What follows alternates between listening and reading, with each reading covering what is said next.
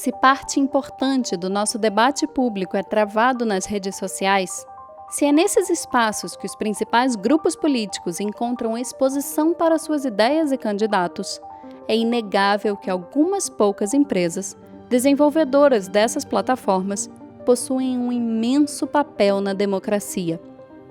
Elas definitivamente regulam a expressão, o que pode e o que não pode ser dito. Em linhas gerais, as maiores redes sociais do planeta têm políticas muito parecidas de moderação. Elas proíbem, por exemplo, postagens com conteúdo sexualmente explícito ou manifestações de ódio direcionado, como a agressão a um usuário por conta de sua raça, gênero ou orientação sexual. Além de utilizar softwares de moderação com inteligência artificial, essas empresas também contam com milhares de pessoas para impedir o alcance dessas postagens. Só o Facebook, com 3 bilhões de usuários, mais de 1/3 da humanidade, emprega indiretamente, através de empresas terceirizadas, cerca de 15 mil moderadores, que recebem pouco mais de $2.000 por mês. Você pode não ter parado para pensar a respeito, mas essa é uma das profissões mais estressantes do mundo. O seu trabalho consiste em assistir e apagar vídeos de assassinatos, pedofilia ou tortura com animais, e reprimir discurso de ódio contra minorias. Os ataques de pânico são frequentes entre esses moderadores. Alguns, entorpecidos pela audiência diária de memes e vídeos conspiracionistas, acabam diretamente influenciados por esse conteúdo. Há quem, inclusive, peça demissão e passe a jurar que a Terra é plana ou a questionar certos aspectos do Holocausto. O Facebook admite uma taxa de erro de 10% na avaliação de seus moderadores, seja sinalizando incorretamente postagens para serem retiradas ou vice-versa. Dado que os moderadores julgam cerca de 3 milhões de postagens por dia, isso equivale a 300 mil erros diários. Alguns desses catastróficos.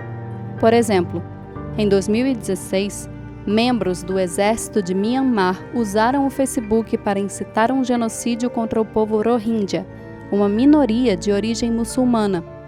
O Facebook admitiu que não conseguiu fazer cumprir suas próprias políticas de moderação nesse episódio, e quando viu, já era tarde. Mas nem tudo é Deep Web nas redes sociais. Há áreas mais cinzas de moderação. É por isso que o próprio Facebook não aposta apenas nesse modelo. A plataforma também criou uma bancada de revisão de suas ações, conhecida como Facebook Oversight Board, com jurisdição sobre absolutamente todos os seus usuários. O conselho é composto por membros independentes de diferentes nacionalidades, que decidem qual conteúdo Facebook e Instagram devem permitir ou remover, com base no respeito à liberdade de expressão e aos direitos humanos. É uma espécie de Suprema Corte da maior rede social do mundo. Os primeiros membros do conselho foram apresentados há quase um ano. O Facebook diz que eles viveram em mais de 27 países e falam pelo menos 29 idiomas. Há um único brasileiro no time, o advogado Ronaldo Lemos. Nós estamos falando de um grupo de 40 pessoas, incluindo uma ex-primeira-ministra da Dinamarca e uma vencedora do Prêmio Nobel da Paz, do Iêmen, com mandatos de 3 anos. O perfil é ideologicamente diverso, segundo a empresa.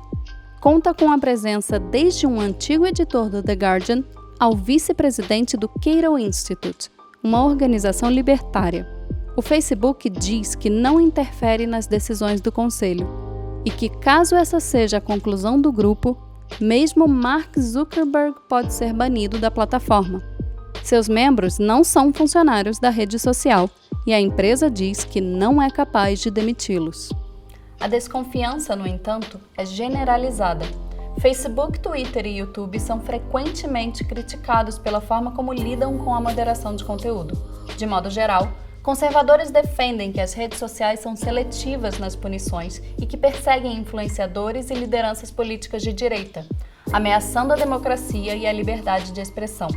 Progressistas, por outro lado, rebatem assumindo que estas plataformas dão espaço demais à desinformação e ao ódio, em nome do engajamento que os conteúdos polêmicos geram para a venda de publicidade. As redes sociais argumentam que suas políticas são difíceis de serem aplicadas. Muitas dizem ser complicado distinguir o que é um discurso de ódio do que é uma sátira, por exemplo. Algumas figuras, inclusive, como o próprio Mark Zuckerberg, assumem que a responsabilidade de redigir as regras para as redes sociais não deveria ser dessas empresas, mas de cada estado. O debate parece longe de terminar, dividindo a opinião pública geral. O resultado, claro, é milhões de tweets, likes e compartilhamentos.